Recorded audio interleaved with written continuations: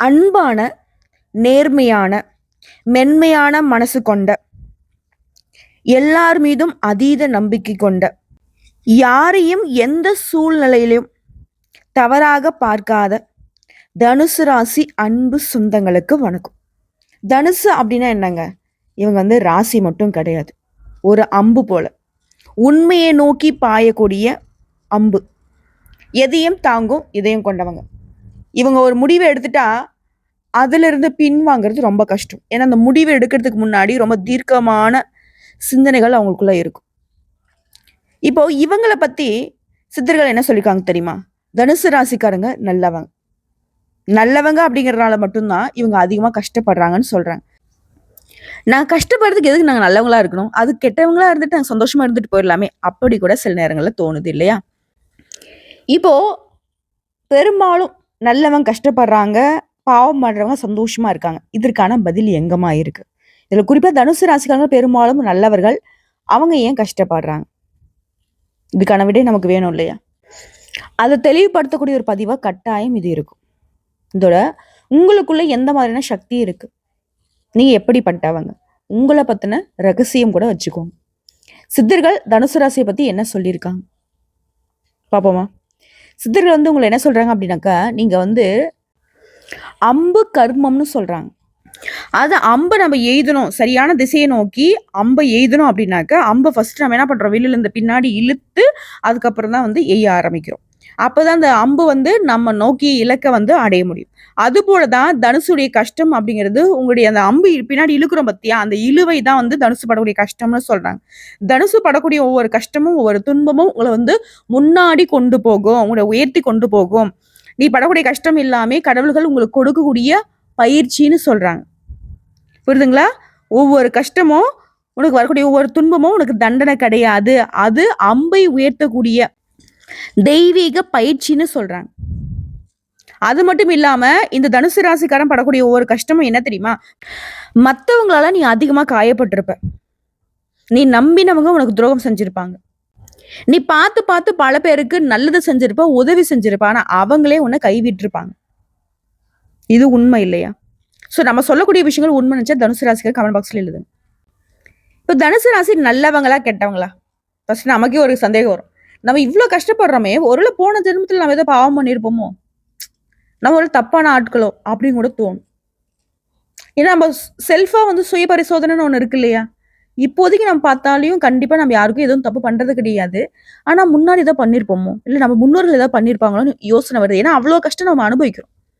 ஆனா ஒரு விஷயம் சொல்றேன், தனுசு ராசி நீ நல்ல மனசு கொண்ட ராசி. உனக்கு வரக்கூடிய கோபம் நியாயமானது, அது கெட்ட நோக்கத்துக்காக வர்றது கிடையாது. இதுல தனுசு ராசிக்காரங்க தப்ப மன்னிக்குவாங்க, ஆனா பொய்ய மன்னிக்க மாட்டீங்க. பாருங்க எந்த அளவுக்கு உயர்வான கொள்கையை தனுசு கடைபிடிக்குதுன்னு. இதோட ஒருத்தவங்க உதவின்னு கேட்டு வந்தா உயிரை கூட கொடுக்க தயங்க மாட்டாங்க. யாராவது கஷ்டப்படுறாங்க அப்படின்னா இவங்களுக்கு மனசு பொறுக்காது. தனுசு ராசிக்காரர்கள் வாழ்நாள் முழுவதுமே முயற்சி செய்யறது என்ன தெரியுமா? நேர்மையா இருக்கணும், உண்மையா இருக்கணும், மற்றவங்களுக்கு நல்லது செய்யணும். இது 3 மட்டும்தான் தனுசுடைய உயிரா இருக்கு. சோ இப்படிப்பட்ட உன்னதமான சித்தர்கள் சொன்ன ரகசியம் இதுதான் தனுசு ராசியை பத்தி. இதனால்தான் சித்தர்கள் இந்த ராசி என்ன சொல்றாங்க தெரியுமா? தேவர் ராசின்னு சொல்றாங்க. தேவருக்கு நிகரான ராசிங்க நீங்க, உலகத்தில் வாழக்கூடிய தேவர்கள் நீங்க. நம்ம பாஷையில சொல்லனாக்க கடவுளுங்க நீங்க. இப்போ இப்படி உயர்ந்த உள்ளம் கொண்ட, உயர்ந்த குணம் கொண்ட, உயர்ந்த பண்பு கொண்ட தனுசுவே கஷ்டப்படுதே, ஆனா இந்த கெட்டவன் மட்டும் ஏன்பா சிரிக்கிறான்?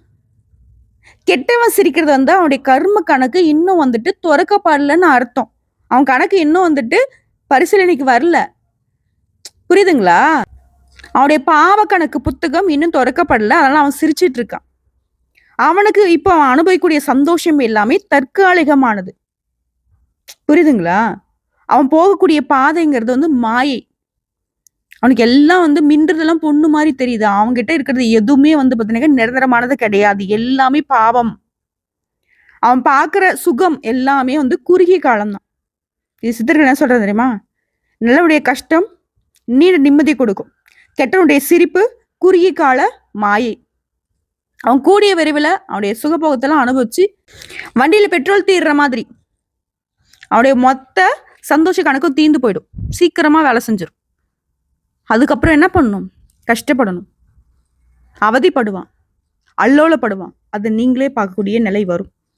புரியுதுங்களா? கெட்டவன் எல்லாம் சிரிச்சு சந்தோஷமா இருந்துட்டா அப்புறம் கடவுள் எதுக்குங்க? தண்டனையில எதுக்கு? நல்லவனுடைய அமைதி என்னைக்கும் நிரந்தரமானது. கெட்டவனுடைய சிரிப்புலாம் இப்படி மின்னல் போல மறைஞ்சு போயிடும். அந்த மின்னலை பார்த்துட்டு நம்ம நினைக்கிறோம், பா கெட்டவன் நல்லா இருக்கான்னு சொல்லிட்டு. கொஞ்சம் ஒரு சிறிது காலம் போயிட்டு பாருங்க அவனுடைய நிலை எப்படி இருக்குன்னு சொல்லிட்டு. சரி, அது போகட்டும். கெட்டவன் கண்டிப்பா கஷ்டப்படுவாங்கிறது உண்மை. சரிங்களா? கடவுளுடைய கணக்குல இருந்து யாராலையும் தப்பிக்க முடியாது. கடவுள் கணக்கு சாதாரண கணக்குல நாம நினைச்சிட்டு இருக்கோம் யாரும் பார்க்கல செய்யலன்னு சொல்லிட்டு. ஆனா அந்த பாவ கணக்கு தொடுக்கிறப்போ படாத பாடுபடுவோம். ஏன் நம்மளே இவ்வளவு பாடுபடுறோமே, கெட்டது பண்றவன் எவ்வளவு பாடுபடுவாங்கிறத கொஞ்சம் அப்படி யோசிச்சு பாருங்க, அப்ப தெரியும். இதோட தனுசு ராசியை பொறுத்த வரைக்கும் சிறு வயதுல இருந்தே கஷ்டம், குடும்ப பிரச்சனை, என்ன பண்றது ஏது பண்ண புரியாம இருந்திருப்பீங்க. ஆனா ஒரு 26 35 வயசுக்குள்ள வாழ்க்கையில் ஒரு திருப்பு முனை வருங்க. அனுபவம் கிடைக்கும், நம்பிக்கை வரும், தொழில் செய்வீங்க, உங்களுடைய முயற்சிகள் எல்லாமே வெற்றி கொடுக்கும். 36 to 48ங்க நல்ல உயர்வு பார்ப்பீங்க, பணம் சம்பாதிப்பீங்க, பேரு புகழ்னு சொல்லிட்டு ஒரு பெரிய அந்தஸ்து உங்க கையில இருக்குங்க. உச்சக்கட்ட நிலைன்னு சொன்னாக்க 36 to 48. இதுல தனுசு ராசியில கூடிய ஆண்களுடைய அமைப்பு எப்படின்னா, நல்ல மனசுக்காரங்க நீங்க, எல்லாருக்கும் நிம்மதியை கொடுக்கணும்னு எதிர்பார்ப்பீங்க, குடும்ப பொறுப்பை பிடிச்சி செய்வீங்க, தாய்க்கு ரொம்ப அன்பு கொடுப்பீங்க, தைரியம் கொடுப்பீங்க, தைரியசாலி நீங்க, நல்ல ஒரு வேலைக்காரங்க, கடின உழைப்பாளிங்க. ஸோ இப்படிப்பட்ட தனுசு ராசி ஆண்களுக்கு நிறைய நம்பிக்கை துரோகத்தை பார்த்துருப்பீங்க. சில நேரங்களில் பல பேருக்கு நீங்க கல்லு மாதிரி தெரியுறீங்க. ஏன்னா நம்பிக்கை உடஞ்சு போச்சு. இப்போ யார் மீது நம்பிக்கை இல்லை, அதனால யாருக்கிட்டையும் சரியா நம்ம பேசுறது கிடையாது, நம்முடைய நல்லது கெட்டதை பகிர்ந்துக்கிறது கிடையாது. ஒரு கல்லு மாதிரி தான், ஒரு நடைபெண மாதிரி தான் வாழ்ந்துகிட்டு இருக்கும். நீங்க கண்ணீரை வெளியில காட்ட மாட்டீங்க. ஆனா அந்த கண்ணீரால தான் உங்களுடைய எதிர்காலமே மாறப்போகுதுங்க. நம்ம நினைக்கிறோம் நம்ம அழுகிறதெல்லாம் அந்த கடவுளுக்கு தெரியவா போகுது அப்படின்னு. ஆனா உங்களுடைய ஒவ்வொரு சொட்டு கண்ணீருக்குமே தெய்வங்கள் கண்டிப்பா பதில் கொடுப்பாங்க. உங்களுடைய கண்ணீர் எல்லாமே தங்கமா மாறக்கூடிய நேரம் வரும். அதே போல் தனுசு ராசி பெண்கள் அழகு, அறிவு, சமாதானம், தைரியம் இது எல்லாமே சேர்ந்தவங்க தான் தனுசு ராசி பெண்கள். குடும்பத்துக்கே தெய்வம் மாதிரி இருப்பாங்க. தெய்வத்துக்கும் நிகரான சம்பாதிக்கிற சக்தி இவங்க கிட்ட இருக்கும். அந்த குடும்பத்துடைய ஒட்டுமொத்த நல்லதுக்கும் இவங்க தான் பொறுப்பாளிகள். சிரமத்தை எல்லாத்தையுமே சிரிச்சுக்கிட்டே சமாளிப்பாங்க. ஆன்மீகம் இவங்களுடைய ரத்தத்துல இருக்கு. தெய்வ சக்தி எப்பவும் இவங்களுக்கு துணையும் இருக்கு. ஆரம்பத்துல இவங்க அதிகமா கஷ்டப்பட்டிருப்பாங்க. ஆனா இவங்க சிரிப்பு அந்த கஷ்டத்தை மறைச்சுக்கிட்டு மத்தவங்களுக்கு ஆசீர்வாதமா கிடைச்சிருக்கும். எனக்கு இது கஷ்டமா இருக்கா, என்னுடைய கஷ்டம் யாருக்கும் வரக்கூடாது. இதுதான் தனுசு ராசி பெண்களும் சரி ஆண்களும் சரி நினைக்கிறது. முடிஞ்ச அளவுக்கு தான் இருக்கக்கூடிய இடத்துல யாருமே அவதிக்கு உள்ளாகக்கூடாதுன்னு நினைக்கிறதுல முதன்மையானது இந்த தனுசு. ஆனா இதெல்லாம் ஏமா சொல்லிக்கிட்டு இருக்கிறதெல்லாம் எங்களுக்கே தெரியும் அப்படின்னாக்க, தெரிஞ்சிருந்தும் ஏங்க நீங்க நம்பிக்கை இல்லாம இருக்கீங்க?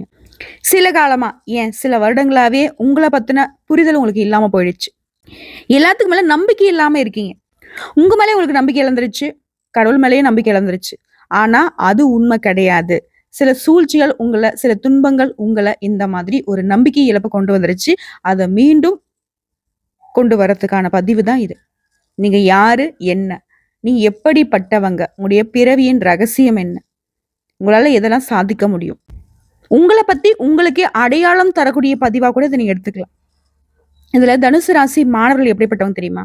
படிக்கக்கூடிய மாணவர்களா இருந்தீங்கன்னா சொல்றேன், உங்களுடைய கூர்மைக்கு, புத்தி கூர்மைக்கே நிகரா எதையும் வைக்க முடியாது. ஒரு டைம் பிடிச்சிட்டீங்க அப்படின்னா அதுல நீங்க தான் டாப்பர். அதுவும் போட்டித் தேர்வுகள்லாம் ரொம்ப ஸ்ட்ராங்கான போட்டியாளர்கள் நீங்க. ஸோ படிப்பு எனக்கு வரலலாம் நினைச்சிடாதீங்க. தனுசு ராசிக்காரெல்லாம் நீங்க ஏமாத்துறீங்கன்னு தான் நான் சொல்லுவேன். புரியுதுங்களா? புரிதல் ரொம்ப அதிகம். ஒருத்தன் 10 மணி நேரம் உட்காந்து படிக்கிறத விஷயத்த 10 நிமிஷத்துல புரிஞ்சுக்கூடிய கெப்பாசிட்டி உங்களுக்கு இருக்கு. ஓகேவா? கொஞ்சம் நம்ம கான்சென்ட்ரேஷனை மிஸ் ஆகாம பார்த்துக்கணும். அதே போல உங்களுக்கு அரசாங்க வேலை எப்ப கிடைக்கும் அப்படின்னாக்க 28 to 34. இதுல வாய்ப்பு ரொம்ப அதிகமா இருக்கு. இந்த சமயத்துல நீங்க யாராவது இருக்கீங்க அப்படின்னா கட்டாயம் முயற்சி பண்ணுங்க. பெரிய ஒரு உயர்வு கிடைக்கும். பெரிய ஒரு அரசாங்க உத்தியோகத்துக்கு வாய்ப்பு இருக்கு. அதே போல வியாழக்கிழமை அப்படிங்கிறது உங்களுக்கு ரொம்ப முக்கியம். ஏன்னா உங்களுக்கு குரு அதிபதி இல்லையா? ஸோ அதனால வியாழக்கிழமை குரு வழிபாடு ரொம்ப முக்கியம். ஒவ்வொரு வியாழக்கிழமையும் மறக்காம விரதம் இருந்து குரு வழிபாடு பண்றது சிறப்பு. அதே போல் சொந்தமாக தொழில் அப்படின்னாக்க தனுசுக்கு பொறுத்த வரைக்கும் இந்த ட்ராவல் ஏஜென்சி, உணவு தொழில், எஜுகேஷனு, ட்ரைனிங்கு, ரியல் எஸ்டேட்டு, அப்புறம் டிஜிட்டல் பிஸ்னஸ்ஸு, ஆன்லைன் வர்த்தகம், இது எல்லாமே சிறப்பான தொழில்கள் உங்களுக்கு. தனுசை பொறுத்த வரைக்கும் பணம் கொஞ்சம் ஸ்லோவாகும். ஆனால் உங்களுடைய உயர்வுங்கிறது எப்பவுமே நிலையானது. பணத்துக்குள்ள நீங்கள் என்னைக்கு மதிப்பு கொடுக்க மாட்டீங்க. பணம் வரும் போகும். பல விதங்களை பணம் சம்பாதிக்க திறமசாலிங்க தனுசு ராசிக்காரங்க. அதுக்கு என்னைக்குமே மதிப்பு கொடுக்கவே மாட்டாங்க. இவங்களால முடியும். ஓகேவா? பணத்தை பற்றி நான் பேசவே வேண்டாம். என்னோட கஷ்டம் அப்படிங்கிறதே மனுஷங்களால மட்டும்தான், இல்லையா? அதே போல் ஐடி மற்றும் கார்பரேட் கம்பெனி பார்த்தோன்னாக்க இந்த ராசிக்கு பொருத்தமானது லீடர்ஷிப் குவாலிட்டி, அதாவது தலைமை பொறுப்பு ரொம்ப அதிகமாக கிடைக்கும். அப்ராடுக்கு, அதாவது வெளிநாட்டு யோகம்லாம் அதிகமாக இருக்குது, முயற்சி பண்ணுங்க. அதே போல் தனுசு ராசி விவசாயிகள், சூரியன் மற்றும் குரு எப்பவுமே உங்களுக்கு சப்போர்ட்டிவான கிரகங்க. இதனால் விவசாயத்தில் எப்பவுமே உங்களுக்கு நல்ல வளர்ச்சியை பார்க்கலாம். ஓகேங்களா? குறிப்பாக இந்த மஞ்சள், இந்த மூலிகை சம்மந்தப்பட்ட விவசாயம்லாம் உங்களுக்கு பெரிய சக்ஸஸை கொடுக்கும். பெண்களை பொறுத்த வரைக்கும் தொழில்னு பார்த்தீங்கன்னாக்கா பியூட்டி பார்லர் சொல்கிறோம்ல, டீச்சிங்கு, அப்புறம் கன்சல்டன்சி, டெய்லரிங்கு, ஆன்லைன் பிஸ்னஸ், இதெல்லாம் நல்ல க்ரோத் கொடுக்குற, அதாவது நல்ல வளர்ச்சியை தரக்கூடிய தொழில். இதில் சித்தர்கள் சொன்னது தனுசு ராசிக்கு பரிகாரம் என்னன்னாக்கா, வியாழக்கிழமை குரு வழிபாடு, திருச்செந்தூர் முருகப்பெருமான் வழிபாடு. எதுக்கு அப்படின்னாக்கா தைரியம் ப்ளஸ் எதிரிகளுடைய தொல்லைகளை அகற்ற திருச்செந்தூர் முருகன். திருப்பதி வெங்கடேஸ்வர பெருமாள் எதுக்குனாக்கா பணம் வளர்ச்சி பெற. அதே போல் அப்பக்குடி சூரிய நாராயணர் இந்த ஆரோக்கியத்திற்காக. இதை அடுத்து திருக்கடையூர் அம்மன் வழிபாடு, ஆயுள் மற்றும் குடும்ப நிம்மதிக்கு. இதோட நீங்க அனுதினமும் சொல்ல வேண்டிய மந்திரங்கள்: ஓம் நமோ நாராயண, இதோட ஓம் குருவே நமக, ஓம் சரவண பவ. இந்த 3 தெய்வங்களையும் அனுதினமும் நீங்க வழிபாடு செய்யணும். 3 தெய்வங்களுடைய மந்திரத்தையும் 108 முறை உச்சரிக்கணும். குறைஞ்சபட்சம் 21 முறையாவது சொல்லுங்க, நல்லது. அதே போல அதிர்ஷ்டம் தரக்கூடிய நிறங்கள்: மஞ்சள் நிறம், தங்க நிறம், ஆரஞ்சு நிறம். அதிர்ஷ்டம் தரக்கூடிய எண்கள் 3, 9. அதிர்ஷ்டம் தரக்கூடிய நாட்கள் வியாழன் மற்றும் ஞாயிறு. இப்போ ஒட்டுமொத்தமா தனுசு ராசினா யாரு? நீங்க நல்லவங்களாவே இருந்துமே ஏன் கஷ்டப்படுறீங்க? கெட்டவங்க ஏன் சந்தோஷமா இருக்காங்க அப்படிங்கிறத தெளிவுபடுத்திட்டேன். ஸோ தனுசு ராசிக்காரங்களே, உங்களுடைய கஷ்டம்ங்கிறது தண்டனை இல்லை, அது கடவுள் உனக்கு கொடுக்கக்கூடிய பயிற்சின்னு தெரிஞ்சுக்கிட்டீங்க. உன்னுடைய ஒவ்வொரு முயற்சியுமே உன்னை முன்னாடி நோக்கி கொண்டு போகும். நீ நியாயம் பேசுற, யாருக்குமே தீங்கு நினைக்காத நல்லவங்க. அதனால்தான் உனக்கு கொஞ்சம் வலி அதிகம். நீ படக்கூடிய அந்த வலி இருக்கு இல்லையா, அந்த கஷ்டம் இருக்கு இல்லையா, அதுவே உங்களை உச்சிக்கு அழைச்சிட்டு போகும். இதோட அந்த வழியே உங்களை வைரமா மாத்தும். இதே அந்த வழியே உடைய வாழ்நாளை பிரகாசமாக்கும். எல்லாத்துக்கும் முடிவா நீங்க தெரிஞ்சுக்கணும். சித்தர்கள் தனுசு ராசிக்கு என்ன தெரியுமா சொல்லியிருக்காங்க? நீ படக்கூடிய ஒவ்வொரு கஷ்டமும் உன்னுடைய கர்மத்தை சுத்திகரிக்குதுன்னு சொல்லியிருக்காங்க. உன்னுடைய கர்மம் உடைச்சிருச்சு. அது உடைப்பட்டதுனால நீ உன் இலக்கையை நோக்கி பயணம் பண்ண ஆரம்பிச்சிட்ட. உன்னுடைய இலக்குக்கான பாதை திறந்துருச்சு. அதை யாராலையும் இனி தடுத்து நிறுத்த முடியாது. நீ அந்த இலக்கை அடைஞ்சே தீருவ. உங்களுடைய சோதனைகள் எல்லாமே உங்களுக்கு பொற்காலம்ங்கிறத மறந்துடாதீங்க. நம்பிக்கையை விடாதீங்க.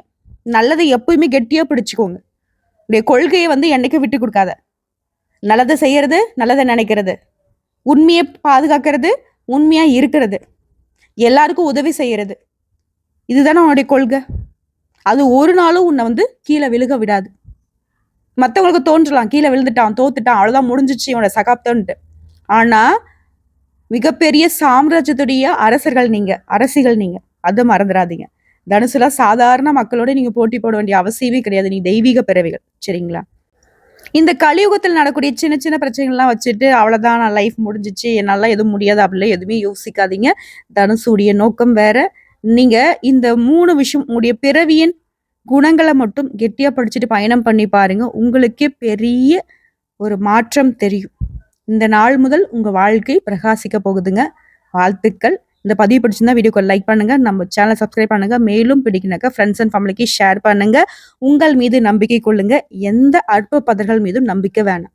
தெய்வமும் நீங்க மட்டும்தான் உங்களுக்கான துணை. ஓகேங்களா? வாழ்த்துக்கள். வாழ்க வளமுடன். ஓம் நமோ நாராயண, ஓம் குருவே நமக, ஓம் சரவண பவ. முடிஞ்ச கமெண்ட் பாக்ஸ்ல இந்த 3 தெய்வங்களுடைய நாமத்தை எழுதுவது சிறப்பு. ஏன் எழுதணும் அப்படின்னு கேட்கிறவங்களுக்கு இந்த நிமிடத்துல இருந்து இந்த 3 தெய்வங்களும் நீங்க ஏத்துக்கிட்டீங்கன்றதுக்கு ஒரு சிக்னலும் கூட வச்சுக்கலாம்.